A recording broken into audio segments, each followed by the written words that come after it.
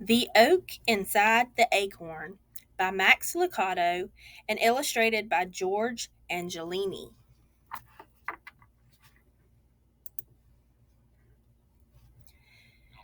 The acorn looked at the world around him. Green hills rolled their backs in the distance. Bright daisies bloomed below him. Above him, a family of puffy white clouds floated through the blue sky. The world looks so big, the little acorn said to his mother. I'm just glad to be right here with you. His mother was a tall, beautiful oak tree. I'm glad too, my little acorn. It's good for you to be here with me now, but when your time comes to go into the world, you'll be fine. I'll be afraid. Mother Oak hugged little acorn in her strong branches. Within you is a great oak, little acorn. Just be the tree God made you to be. The thought of letting go and leaving the safety of his mother's branches was scary to little Acorn, so he tried not to think about it, but deep down inside, he knew the time was coming. One by one, his brothers and sisters had been letting go and saying goodbye. They had been afraid too, but their mother had assured them with the same words, Within you is a great oak. Just be the tree God made you to be. Each time he heard this, little Acorn would look at himself and say, An oak? In me? He was so small, it was hard for him to believe he could ever be a tree. The time to let go came sooner than little Acorn wanted. It started with a bump. He was resting one summer afternoon, thankful for the coolness in the shadow of the leaves, when thud, the tree shook. His mother's branches trembled, and little Acorn began to swing back and forth. A farmer's pickup had accidentally backed into the tree trunk. Little Acorn had swung before, stirred by the wind, bumped by climbing kids, and each time he'd always held on. But not this time.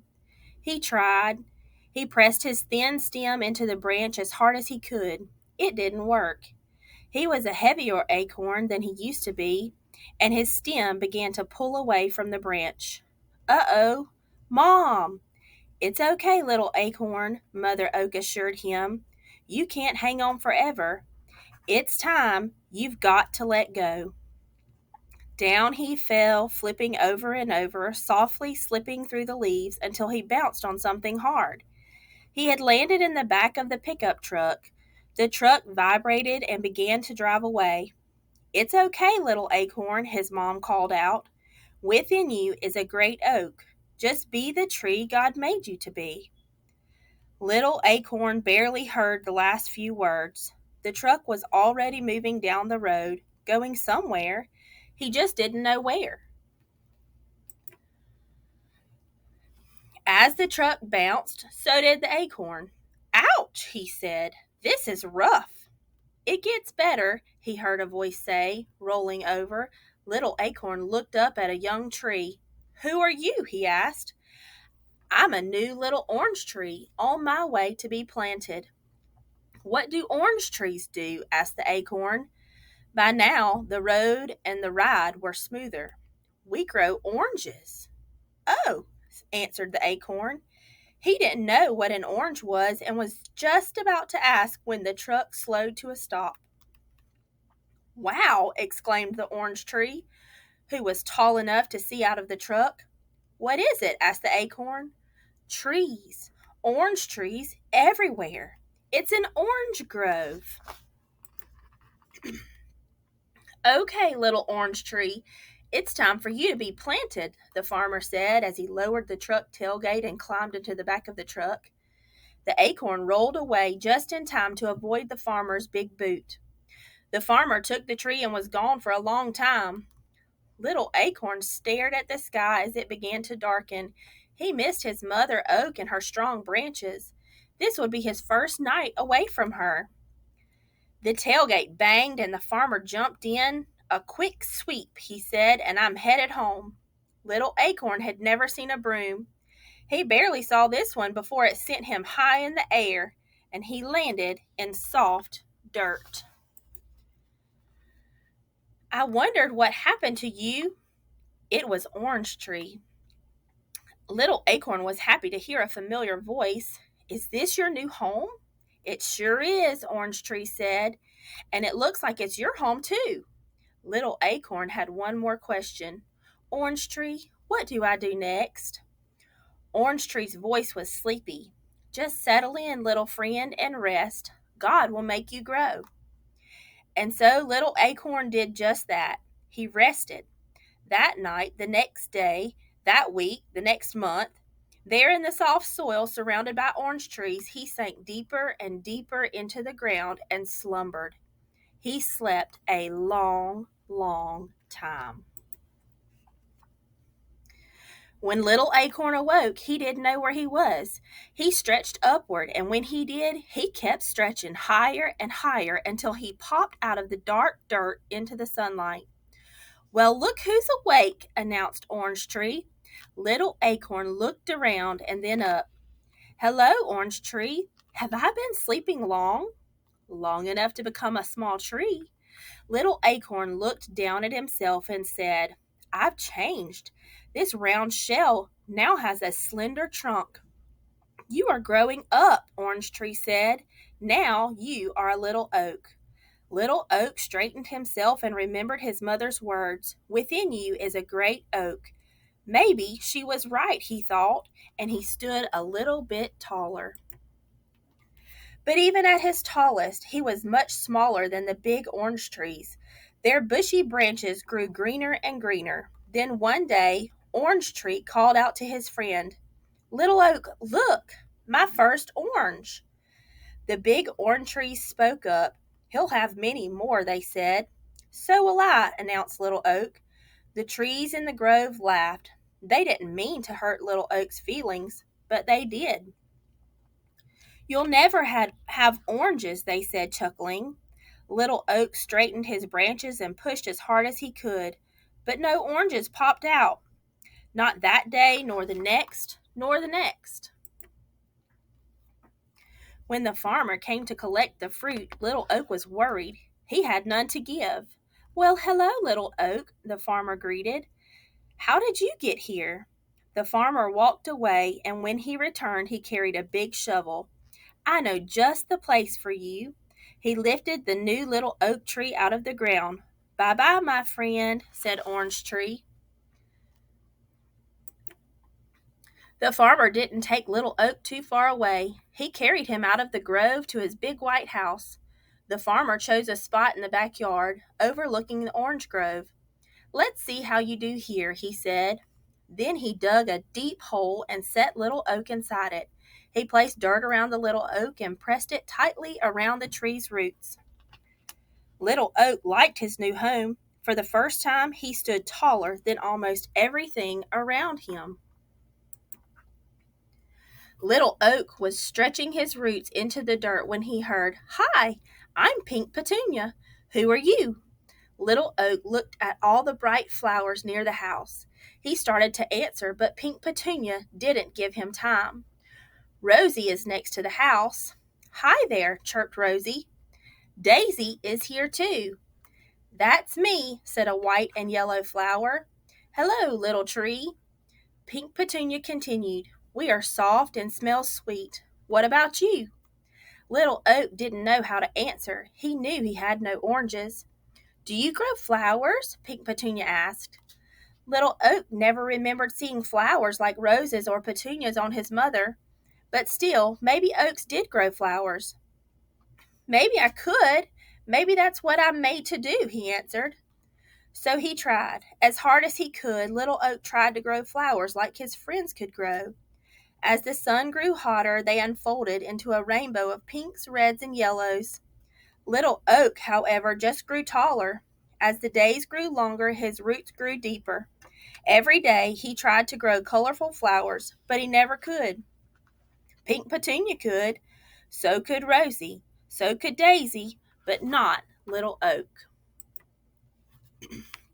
Finally, Little Oak decided to rest. His branches were tired and drooping. His leaves were dropping. Even the flowers were sleepy.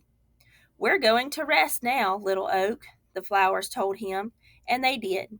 The sky grayed and days shortened, and the whole garden slept. While little oak slept, he dreamed.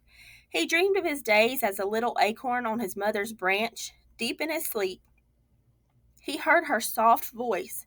"Within you is a great oak. Just be the tree God made you to be." When the sun warmed his branches, little oak awake. Only he wasn't so little anymore. He could see farther. He had grown taller and wider. The winds didn't bend him as much. His branches were as big as his trunk used to be. Little Oak was becoming Big Oak. Many years passed. Each year he grew bigger and wider, wider and bigger, until everything in the farmer's yard looked up to him.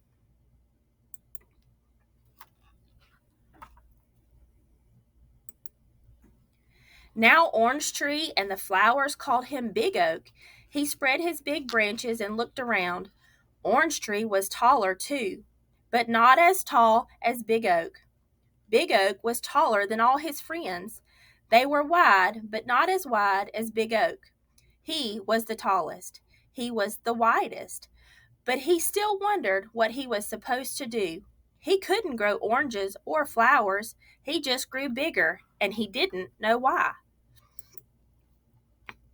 Big Oak was just awakening from a long winter's nap, his leaves tiny buds, when a young farmer brought 2 ropes and tied them to one of his strong branches. Close by, a little girl watched. Rosie Rose was puzzled. "What is it for, Big Oak?" "I don't know," Big Oak answered, but he soon found out. "Can I do it, Daddy? Can I swing?" "Go ahead," urged the man, and the little girl with bright blue eyes and the hair the color of Daisy's flowers sat in the swing. Big Oak felt the tug, but barely. He was strong and little girl was small. With her daddy's help, he swung forward. Not too far, but farther the next day and farther the next. By the time the sun was hot and the flowers were plenty, she could swing alone, kicking her feet higher and higher until she could see the roof of her house. Then back she would swing, back until she seemed to look straight at the ground. Big Oak loved the sound of little girl's laughter, her footsteps running toward him, her squeals of delight as she swung higher and higher into the sky. Yes, Big Oak loved little girl. When she swung, he stood strong. When her daddy built her a treehouse in Big Oak's branches, Big Oak gladly held it. When little girl stretched out on the grass to watch the clouds float, Big Oak shaded her. She played in his branches, climbed his trunk, rested in his shadow, and together they grew. Each year, both taller.